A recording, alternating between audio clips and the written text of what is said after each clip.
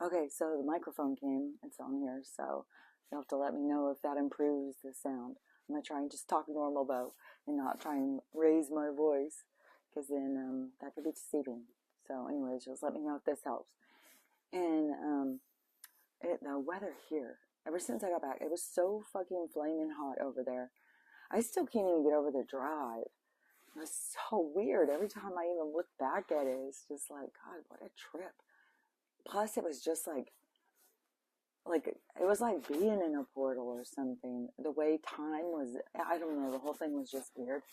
And it was so up in the mountains, and it was so far between places. I don't know, the whole thing was just weird. But and when I had left early because it was supposed to be 107, and so I was trying to calculate, because I thought I would be over to wherever it was called, Luxembourg or whatever. I thought I would be over there to get gas. Like, I don't know, enough time, or it was supposed to be in the hundreds there. And then, but once you got on the pass, it was supposed to be in the 80s. So I was trying to figure out, like, to get to the pass before it got too hot. It was hot driving over there. Oh, it was hot. And then, and it, just because the car was making me nervous, it's like, oh my God. And then when you're way out, it's like, oh my gosh, if I have to call a tow truck, who's going to come to get me? How will I do the dogs? What if the car break down? Am I going to be walking with both these dogs? Like the whole thing, in 100 degrees. So anyway, and there's like, oh my God, it is definitely not giving more, what is that? It is not, there's more and more and more travel issue videos. Like one I just saw was Delta. We got them all doing this shit. But this person just was doing, they were doing a flight the same day. Like they were just going there. I don't know what they were going for, but they were leaving the same day. So they didn't bring anything, and they already had their flight and stuff. So they went, did their appointment or whatever, went back, and their flight was canceled. So then Delta said something like, well, we'll give you $48 for a hotel. These places keep doing this too. Like one of them, I think they gave him $12 or something. So $48. Where can you find a hotel for $48? And food and stuff. This is the thing where I said, the airlines used to treat you like you mattered, and now they don't give a fuck. So they, so this person was like, already like, that's some bullshit. But now, when they went back, they said it's 3 days. You guys, we don't know when we can leave for another 3 days. You guys are going to have to figure it out on your own. And so it's just more BS with traveling. It's everything like right now. I just feel like it's telling. Well, you gotta listen to what is being told to you, because you could be being told. You could be being really pushed by the universe to pack your stuff and take off and go somewhere and get away from where you are. You just gotta figure out your own messages. To me, what keeps standing out is like these crazy travel things. And I want to still go over and see the other grandkids. And now, I didn't see any grandkids over this weekend, but I want to go see my grandkids that I can see that still live with their parents. Next, or this weekend, I was thinking, but then in a couple of weeks, I was thinking, well, I'll get an Airbnb and stay, and then my other daughter will come home. Anyways, I'm trying to figure that out right now, and because I might just go in a couple of weeks. So, oh yes, I wanted to say something about the weather. I don't even know why I was saying about the traveling thing, because yeah, it's hard to, when you don't live by your family, to not go. But it's so like, man, everything is just falling apart in our whole world. Like, I don't know, bridges collapsing, train, like anything. And so that, knowing that is kind of intense. I keep trying to tell my one daughter, it's kind of like a passive aggressive way of awakening or something. I don't want to just feel let go. When I had said something yesterday, I figured she was seeing stuff on Twitter, because she's on Twitter all the time, and she said she hadn't seen anything, but there's all this stuff about Joe's already gone. They're demanding proof of life today by 5 o'clock. They're not proof of life. Yesterday he came out and he did some voice thing where people are saying, that's not him, that's not him. It sounded like the same guy who was playing him, and we know the guy who's playing him's not dead, but the other guy's been gone for a long time. And so, you know, they have to have an exit for the guy, and then they have him, where they did this recording thing, but they're always tricking us, and so now supposedly he's going to have a press conference on Thursday. It's like, who knows what the hell. That would be hilarious if he comes out and does Scooby-Doo moment then. That would be funny. But so I keep telling my doctors, I don't know, they could just prove like he's already gone. Whatever this is to drag it out for drama, you know. And so I told my daughter, and she's like, oh, you know, she thinks it's just a bunch of paranoid conspiracy theorists coming up with this dumb shit. And so I said something about, well, he's already gone. He's been gone since 2020. And she just thinks I sound so ridiculous. So, anyways, you know, when I say, like, well, he's been gone. And so it's kind of trying to get her to, like, wait, what? But, no, you can't. They've got to have these impact moments. However the moment's going to hit them, they need it to hit them this certain way. You can't tell somebody what they can't see. If they can't see it, then it's not for them to know yet. I forgot to make the plant light up. Now the sun's coming through and hitting. But that always makes us like light over here. But the weather thing. So when I was driving, you know, and then all of a sudden I realized, like, how did I get on this other road? Like, what the hell? And so it just kept getting cooler, especially once I got up on the pass. It was like 70. I was like, man, I could have worn my jacket. It was pretty cool up there. And I had the windows down for Stella. She's always overeating. I just saw a sad video. I am so fucking sick of these cruel people. I hope they all fucking rapture out. Like, good riddance. Like, these people who, this guy was there working on someone's car, and they had their dog out or something. He was working on something, and their dog was out, and it was 98 degrees. He said the dog was foaming at the mouth. He was sure the dog was dying. It was so fucking hot. And he texts the people and says, you need to get your dog. And then they said, oh, he's fine. And so I guess the guy tried to take the dog, and then they surrounded him or something. And I don't know. I know we went to the police station too. Like, I don't know all this stuff. He's not telling every little thing. He's just saying all this stuff. But then the people grabbed the dog. He said he grabbed him, like, wrapped a bra around his neck for the leash and collar. Started dragging him and punching him in the face. I swear to motherfucking God, somebody fucking did that to me. They just, oh my God, they better be ready for. I would jump on them. There's no motherfucking way. I am so fucking sick of these cruel people. I can't even get over it. So, anyways, that dog died, and there was nothing that the guy could do. And I said, well, luckily the dog died to get away from its torture. Jesus Christ. That's about the only thing that keeps giving me, you know, when I keep seeing all this cruelty stuff, is, you know, the dying is like relief. Like, yeah, it's some shit when other living souls have no respect for another living soul's life. But it's some, you know, the thing is, like in Soul World, is that dog is there to teach you. So, you know, you decide what you've learned, I guess. If you're beating something to death and torturing it and stuff, then you are I mean, I don't know what you're going to learn and see about yourself. If you're going to learn you're impatient, you're going to learn you have no compassion, whatever it is. I don't know how many lifetimes it takes you. I don't know how many lifetimes it takes to stop being cruel and to give respect to all living creatures. So, another one. I mean, it's wacky how whacked out some people are.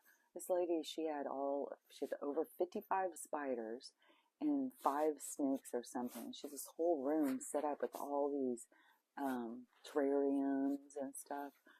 And her boyfriend or husband or whatever got mad at her, so went and threw all of her stuff out, killed most of it doing that, and then other ones, I guess, that were alive or something, he fed to the dog. And the comments on that one, everybody's saying that guy could be arrested. You need to, me, it's like, fucking, that is good riddance. Like, fuck off, dude. I just don't understand the cruelty. Like, all you had to do was just open the cages and let them all leave, you know? You didn't have to fucking kill them all. That would have been just as traumatic to the woman if they were all missing. Plus, all missing in the house. I mean, who knows? I don't even know what her spiders were. If they were, I don't know. Some of those people have spiders are poisonous, but some of the poisonous spiders you're not allowed to have. But there is a lot of illegal trading that goes on. But a lot of people who have a lot of spiders, you know, they have like tarantulas and stuff. So I don't know. Just the cruelty of these people is outrageous. And that's who I keep saying is going to rapture out. But there's going to be a big group of people who are going to be leaving at once. It's going to be people who don't want to work on themselves. They don't want to heal. Or they want to just remain being cruel.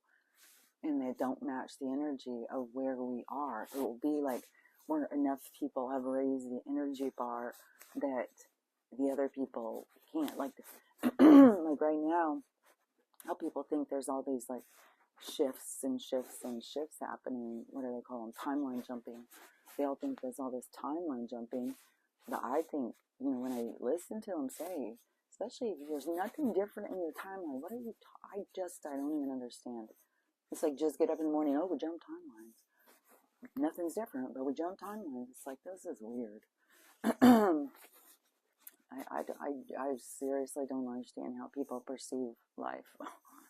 But to me, it seems like, you know, we have all these people who are raising the bar for society. They're working on themselves. They're facing their dark side. They are calling out evil. They are pushing us all to go in a different direction that is more established in love and connection and compassion, and that that is raising the standards. It's changing all of us. We're all becoming more by these things happening around us and stuff. Like I said, it's like promoting your moral compass to activate. And so is it all of us, our moral compasses are activated, and we are raising the bar of what is acceptable. That is also pushing away all this government and stuff. I guess there's a whole bunch of psychics now saying there's not going to be anything happening in November. And then that's got all these people, you know, talking and stuff. But yeah, this is the end of all this. That's why it's got to play out so dramatically. And also, what was that guy's name? I was able to say it yesterday. Of course, when I start to say it, Nosferatu. It's not Nosferatu. It's it's that the guy from Israel, and he is here to meet up with Joe. Well, Joe didn't come to the meetup, I guess, apparently, or won't call him back or something. So now he's trying to get in contact with Donald to meet up with him. And so that's got all these people like, what the hell is that all about? Because all this stuff has to play out. And now there's charges on America of crimes against that business that I had already said. Because they'll be held accountable for crimes in the Middle East and Central America, and probably in South America. I mean, we're involved in all this shit. not like all of us, but the people who are running us, ruling us. And so, but there's going to be a lot of drama like that. And so there's going to be, I don't know, in November probably like we'll be watching world leaders go down, and guillotine or something. Not putting them in to be over us. It's more of us, standing back and being like, we don't need you guys. And you guys got yourself into some shit, so get yourself out of it. See ya. We've got other things to do. And so they are, all these people are going to be going down. Right now we have a lot of people who are in there just to promote this awakening, this opening up everything. And what is that lady, Marsha Taylor Greene? What's her name? Something Taylor Greene. Like, to me, she came out of nowhere to me. Like, I'm not in her state. And I feel like she just came out to just keep telling us stuff.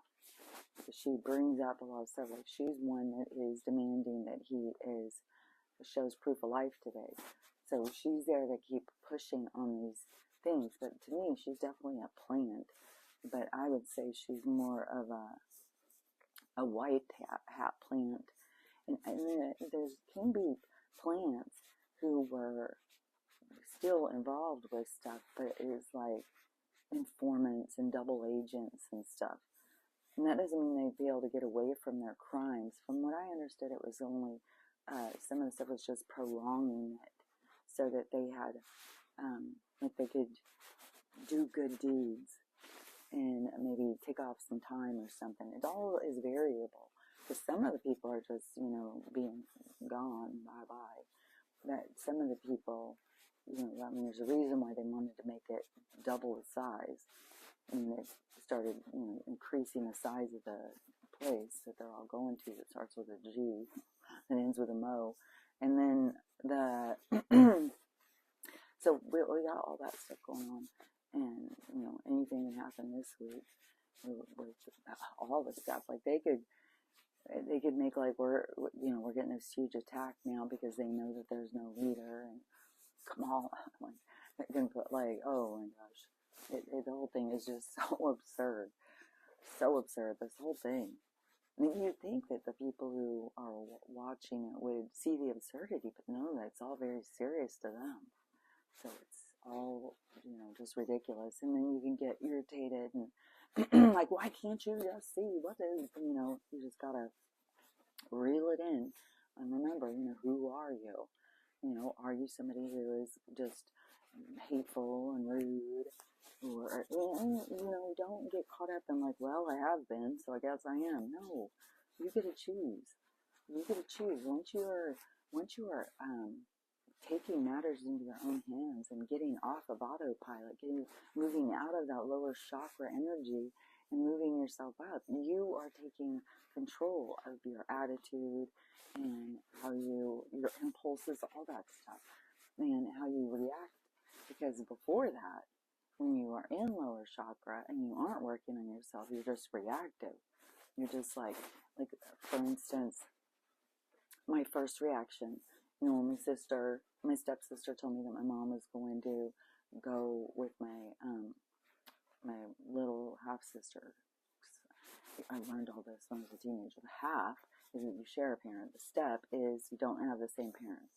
So I have 4 siblings that we didn't share any parents, and then I have 1 that we share a mom, and then I have 3 that we share mom and dad, and that's on my mom's family. And so when the trigger happened, and she said that, I'm driving over there to spend time with my mom on her birthday, and then all of a sudden my sister calls and has this whole thing planned for her, and then my mom doesn't even say anything to me, says something to the other sister. I was like, that was very triggering. And so I could have just went with that trigger. I could have just melted down. I could have just got sad. I could have just, wherever that wants to, when I'm reactive, I used to be reactive. that kind of stuff would just set me off, and I'm poor me, and now I see through it all. Now it's just like, okay, just sit down and calm down and just, work your way through it. Like, what do you want? What do you really want? And then, at the one point where it's like, I'd really rather be driving home on a Sunday. And then it's like, my guides, like bubbles and balloons start going, yeah, see, we helped you out, didn't we? That's what it feels more like. It's like, yeah, you see how things are going in your favor, but you are wanting to fight because you feel this poor me. Someone's not choosing me. It's, and then it's like all about me and my poor feelings and where are they coming from? Why do I feel like that? And so, just going through the process and being like, well, I feel like that because of blah, blah, blah. My mom, she raised all us four, was overwhelmed. Then she goes off about her life. Then she has this other child that is, that raises the sun and moon every day. And we're like her past life. And I was the black sheep then. I was like, I could never get my mom's love, never feel like she cared about me. And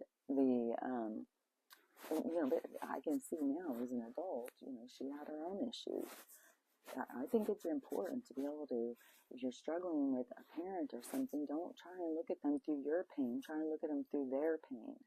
Try and understand them on their level, what they were going through. It isn't about you.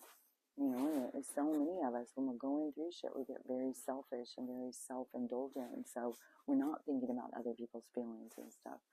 So then, it was hard, because I am different. And, just like I said, my mom just told me, you're talking to the devil himself. Satan's got you. And so, it was always that way because, when you have somebody who's super religious and you have somebody who's talking to the other side all the time, well, it doesn't say in the Bible you can do that. It says that you'll be tricked if you even try. So, they covered all the bases, like I said. And so we've always had that battle. You're always telling me, don't trust the voices in your head. Don't trust. The devil's gotcha. So, anyways, going through all that, and feeling rejected and like, unloved or something. And then I, set my patterns for my life, but it's all this leading you to learn to love yourself, to quit trying to get others to love you, to learn how to love yourself, and you'll feel good, you'll feel complete. You don't have to get everybody else to love you. What's the point of that? What's that going to do for you? The point is to be able to love yourself. And so, going through all that stuff, can be very triggering. And then, you can feel rejected real quick. But you have to just walk yourself through it so that you don't get all caught up in it. And then once you get through it, like I used to, even when I started with my healing, it would have still, the process would have been different. Now I can process ahead like that. I can, it doesn't bother me. I don't fall apart. I don't start crying. But back before, yeah. And that doesn't mean that I still won't have a trigger. It's going to make me cry. Like, they can still come. Like, this is all really deep stuff, and you don't know when it's coming or where it's coming from. It just all of a sudden shows up. And so then it's like you have to, that's how you decide who you are, how you process through things. Are you reactive? Are you angry? Are you depressed? If you're super depressed, then you can see, like, I'm still really weighted down by everything that's happened to me. It's like a burden. It's so heavy and I'm so down. And you got to just keep realizing that, like, I kind of see it like a person in water. I mean, just keep getting rocks piled on them. You got to get the rocks off of you and become more buoyant. Pull yourself up so that you can get out of the depths of depression or being super down, and you have to take action. The action is not going to just happen without you taking steps in a direction. You have to go towards your happiness. You have to let go of the things that are burdening you. And depression is very hard because it holds on to you mentally and emotionally. So you've got to work yourself through that. There's not like somebody can just tell you. You have to get in tune with yourself and figure out like what is holding you back. And like I said, like to me, is like bring in the light, open all the curtains, put on happy music. When people get depressed, they just want dark and sad and just want to cry and watch sad movies, and that just builds your depression. That just brings you down more. And sometimes you need to go through those processes, though. I'm not saying don't ever do that. Like sometimes I've known people who have a lot of depression and they feel down, and then they go watch scary or sad movies and cry it out, and then they feel better. So that's what I'm saying. You've got to figure out your own process. But to me, bringing in the light, it changes things. I mean, if you've been in your bed for 2 weeks and you can't get up and change the sheets and wash them, and something like that. Turn on some happy music, something from when you were younger that you like to dance and be silly to. Turn on some stuff like that. Bring in that energy into your house, and you'll see the energy will expand, because you can be really encapsulated by a lot of dark energy, and they've got a hold on you. But you've got to what is that called? Welcome, like through the door, like a vampire. Like that energy can't cross the portal. They can't cross into this other energy unless they're invited. So think of, that's the energy that is taking over the party at your house, is this dark vampiric energy. And then you have to welcome, the light. Welcome the light in. Even if, you've had your house dark for days and you've just been sitting in there and scared and depressed and down, and you don't want to die, you don't want this, you're just falling apart. You hate your parents, you hate your kids, you hate your sisters, your brothers, whatever it is. You feel like everybody's out to get you. When you start opening the curtains and stuff, do like kind of ceremonial. Welcome in the sun. Welcome. Come in. Bring to your life. Do something. Like start finding that silly side of yourself, the funner side of yourself. And, because the dark will keep you feeling down and depressed. But the dark isn't devils. The dark is just an energy. You can push it out. It will linger and talk and keep trying to pull you back. Come back to us, please. We love you. But you have to recognize, you guys are downers, man. You want me to just feel bad all the time. You want me to go out and do things and make other people feel bad. I don't need you guys. Get the fuck out of here. So, don't go. But you got to keep calling them out and calling them out. You got to keep pushing them away and pushing them away. Because they'll linger, especially if you've been feeding them for a long time. If you're drained of energy, you've been feeding a lot of bullshit for a long time. You've been feeding a lot of dark energy, and you are the one who has to refill your own cup. You are the one who has to find out what makes me happy. What can I do? What are the things that make me feel joy? And then if you go to a lot of toxic things, like, well, I love to drink. I love to go out and party. I love to go out and create drama with my friends. I love, if that's where you go, then it's like, oh, well, that's why there's like dark energy around me. Okay, let's think. What are some good things that I could start doing? What are some fun things? What are things that people do that make them happy? And start trying to figure out things that make you happy. Like, I don't know, go back to thinking about when you were a kid. I mean, maybe you want to just get some Legos and build a giant Lego city and get really into that. And that would make you feel happy. And while you're doing stuff like that, those kind of things, you will be getting information. You will be getting communication. You always communicate when you are relaxed. So that's why you got to pay attention when you're doing things, what your communication is, because that will give you diagnosis. That's your diagnostic tool to see if you're heavy on the dark or the light. And the light is always just, I don't know.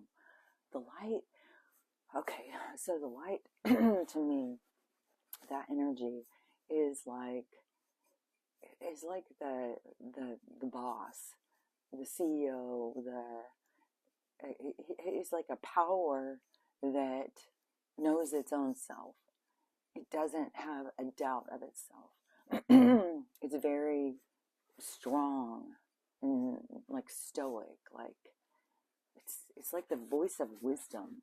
It's like this, like you can totally tell once you start really focusing on your communication, you can totally tell the difference. Sometimes, you can have guides and they can be excited. Sometimes you've got your grandparents and stuff guiding you. Like I've got my grandparents around and they'll guide you and you can feel different energies. So the mind, the universal mind, that energy where, I don't know if it's like the communication, because I still am like, I don't know for sure who these people were I was communicating with my whole life. I'm just assuming that they are like my family, my soul mates, or soul group, that is not here. So they're over there, talking to me and helping me. But you have, but see, you have to be able to listen to them openly. And so many people, I don't know, they either think that the things in their thoughts are their minds or that they're crazy. But so their communication, I've always felt like, was kind of like my father over in my other world. And it's always been like this wiseness. And, but that is this wiseness that comes from the universal, the light, is all I can say. There's these two energies. In the dark, they are, they can, they're the loudest. They're the most rambunctious. They're the ones who just are always yakking. Always, they're noisy. They're just a lot of noise, a lot of fucking, and they're the ones that can get you to be like, yeah, just go do that. They shouldn't have done that anyways. You should just do this or that, because they're always trying to keep you divided. They're always trying to keep you isolated. So it goes through this whole thing of the ego protecting itself or whatever, but it feeds off of this isolation to keep you away from other people, keep you feeling down. And so it will push you to do things, and you think, oh, well, that's a good idea. They shouldn't have said that anyways. But that's where you've got to walk it through. Like, look at it like, oh, well, that would really hurt their feelings. Should I do that? What would be the outcome? Will we just, be in a fight? Will we not talk anymore? Because yesterday I did say something, too, where I was like, but I didn't feel like it was from the dark energy at all. I was in total communication, because sometimes they will have you say stuff that is like a seed to somebody. It can be very uncomfortable. But I was talking to somebody, and they were talking about this person, and it's so funny because it's so micro macro. So they're talking about this person who keeps them on the phone all the time, whining and all that stuff. Well, the person who is the one who's always on the phone, this is a common pattern in their life. They always get in these situations. They always end up having people like this in their lives. And they just drone on and on and on about poor me. And then the person on the other end listening, trying to talk them through it. And which reminds me a lot of my relationship with my dad. I felt like I was a psychologist some of the